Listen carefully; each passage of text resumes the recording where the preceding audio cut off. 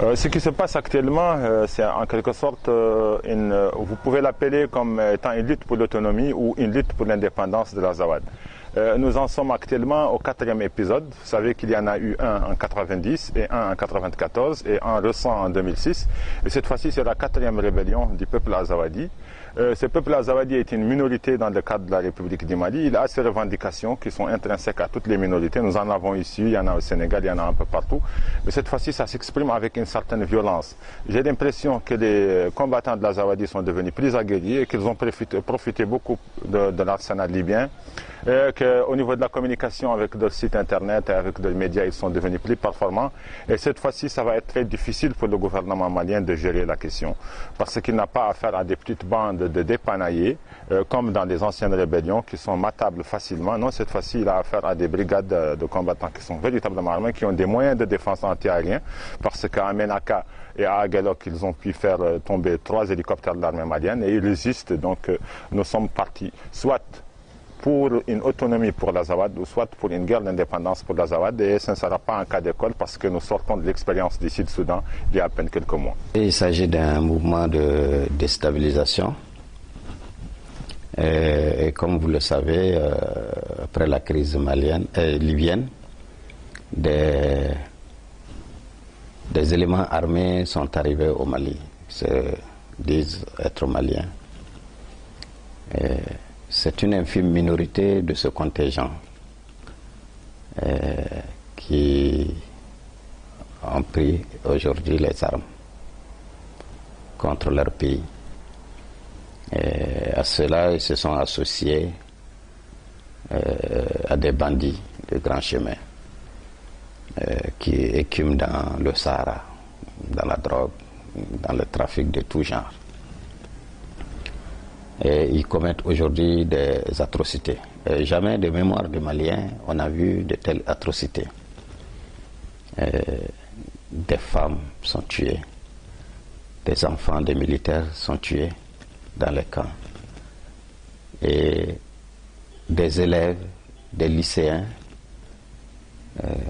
sont tués. C'est une situation inacceptable. Un territoire touareg, à terme, pourrait ou devrait même prendre une part du territoire mauritanien.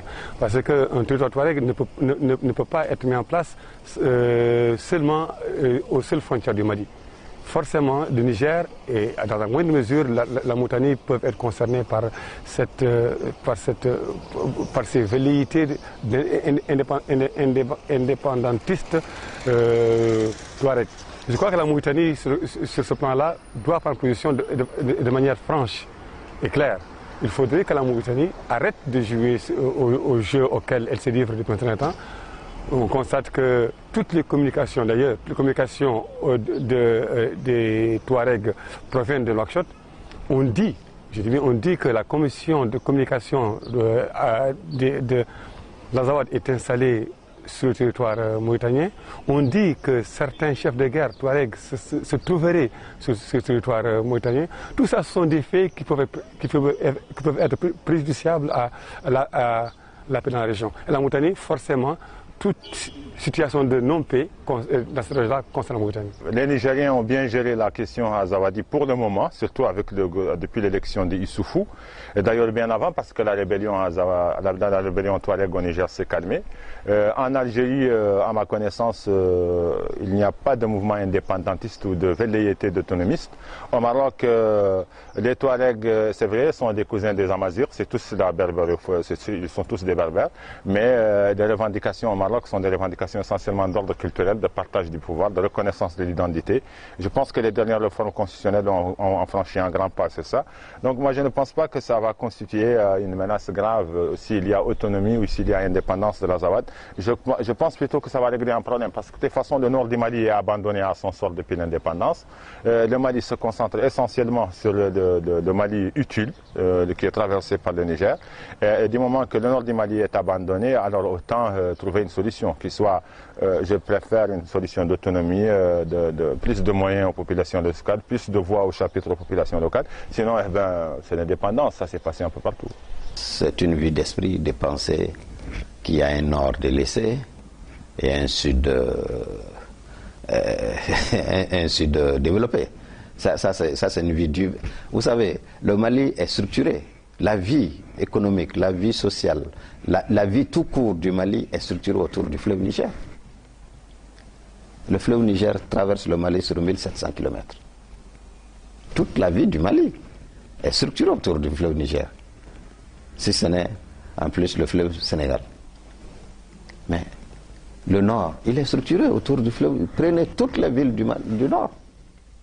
Ils sont structurés autour du fleuve Niger. Mais le besoin de développement est un besoin national au Mali. Que vous soyez du sud, que vous soyez du nord, on a un besoin. Mais en plus, l'État du Mali a développé un programme spécial de développement pour les régions du nord. Si ceux qui veulent accréditer la thèse qu'il y a un nord délaissé et un sud développé, pourquoi ces gens ne laisseraient pas ce programme se dérouler? Aujourd'hui, nous sommes dans des projets de route entièrement financés, mais qui peinent à commencer parce qu'il y a l'insécurité. Combien de fois des forats ont été tenus sur le développement? Des programmes ont été établis. Aujourd'hui, le programme phare, il y a un programme phare sur le développement des régions du Nord. Ce qui se passe au Mali est extrêmement grave et que malheureusement la Mauritanie ne prend pas compte de l'ampleur de la situation. D'autant plus que la Mauritanie est directement concernée par tout ce qui se passe à ses frontières, sud et est, notamment le Sénégal et le Mali. Et je constate avec grande amertume que non seulement la Mauritanie ne tient pas compte de la situation de cette partie du pays, mais aussi que les réactions qui ont été émises par le ministère des Affaires étrangères, d'ailleurs largement critiquées par l'opposition, prêtent à confusion et ces réactions peuvent être aussi préjudiciables aux bonnes relations entre la Mauritanie et le Mali futur. Concernant les déclarations du ministre des Affaires étrangères, elles étaient parfaitement maladroites, parce que moi et toi, Khan, on peut parler comme ça, mais un ministre des Affaires étrangères, il n'a pas à s'exprimer dans une affaire de souveraineté, surtout avec un pays comme le Mali, avec lequel nous avons des relations très fortes. Franchement, c'était choquant et il devrait plutôt prendre le dialogue ou prendre la recherche d'une solution pacifique.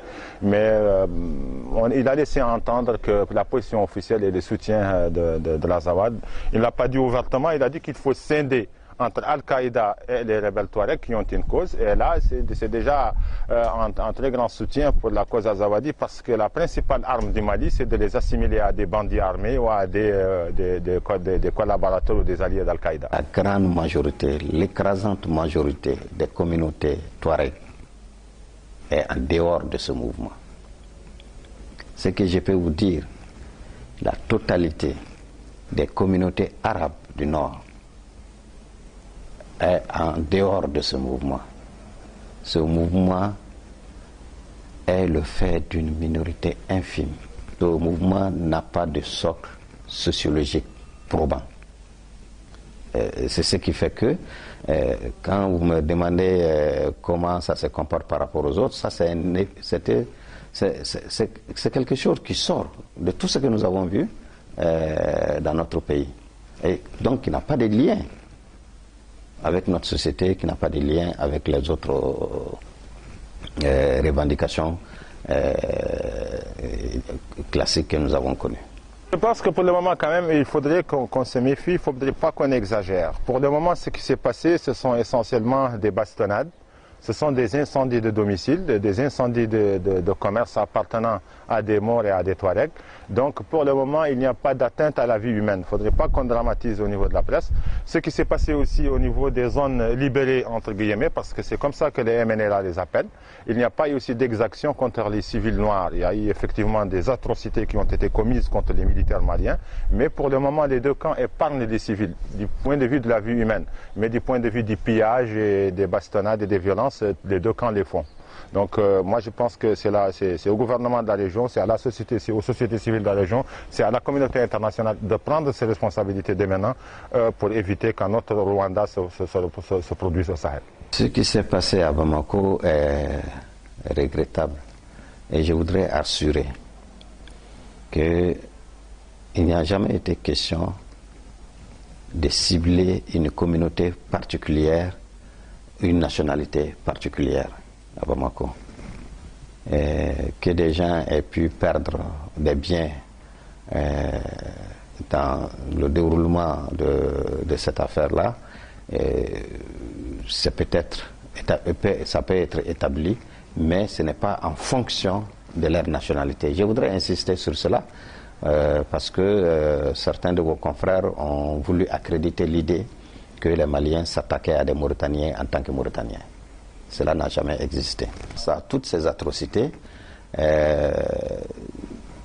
les femmes des camps, comme on les appelle communément chez nous, il s'agit des femmes des militaires, il s'agit cette fois-ci plus les enfants des militaires dans les camps, particulièrement des Kati, et un jour plus tard ceux de Bamako ont rejoint pour justement manifester leur humeur par rapport à la situation. Vous savez, quand c'est un mouvement spontané comme celui-là, l'infiltration est facile.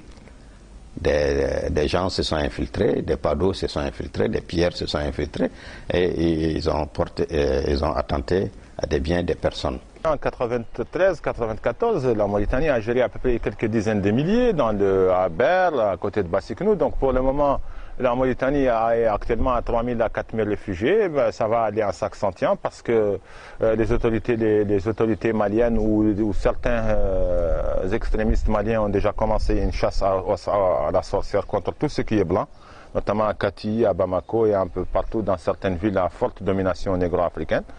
Donc il y aura certainement un phénomène d'exode qui ne va pas certainement régler le problème. Au contraire, il va donner une base populaire au mouvement de la rébellion, parce que c'est avec la répression, c'est avec la stigmatisation que les rébellions se forgent une identité. Et déjà confronté à beaucoup de problèmes internes, des problèmes politiques, des problèmes sociaux, des problèmes économiques.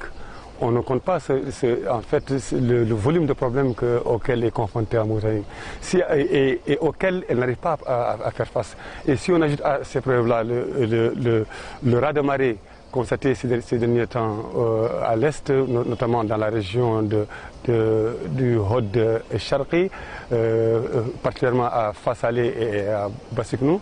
Même ce matin, j'ai appris qu'il y a une vague de réfugiés qui est venue s'installer à Fassalé.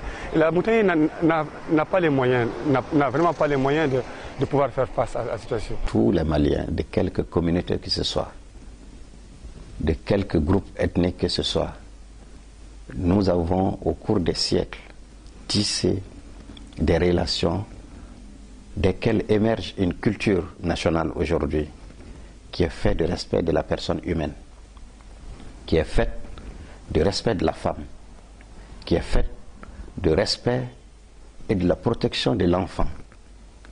Lorsque vous voyez des éléments armés venir tuer des enfants, piller des vivres, casser des installations d'eau dans des zones où l'eau est peut-être la denrée la plus rare, la plus précieuse. Quand vous voyez tout cela, on peut se demander qui sont ces gens, d'où viennent-ils et que veulent-ils en vérité. Parce que dans notre culture, nous n'avons jamais vu une situation pareille. 2 ans, la Mauritanie se cherche encore sur la scène diplomatique. Nous avons constaté ces dernières années bien des ratés qui ont été commises par le ministère des Affaires étrangères. Vous vous rappelez de son départ précipité du Maroc alors que la Ligue arabe devait se pencher sur la question syrienne et que la Mauritanie ne voulait pas prendre position sur cette question-là. Vous vous rappelez aussi des assises de l'OIA auxquelles on n'a pas assisté.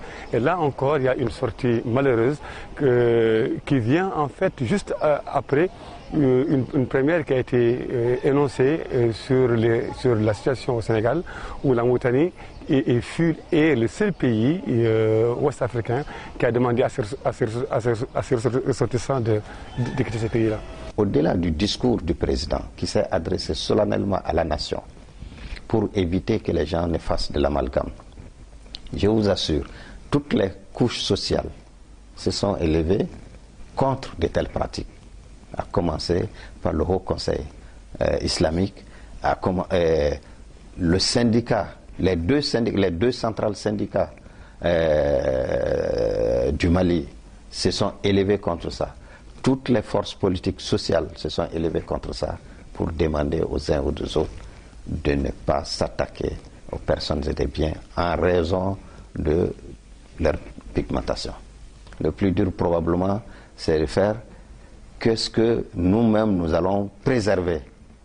Nous allons préserver. Et pour ça, toutes les couches sociales aujourd'hui, tous les acteurs politiques, sociaux sont à l'œuvre justement pour rassurer les Maliens que leur culture, faite de tolérance, de respect, est la meilleure, que rien et personne ne doit nous dévier justement de cette ligne.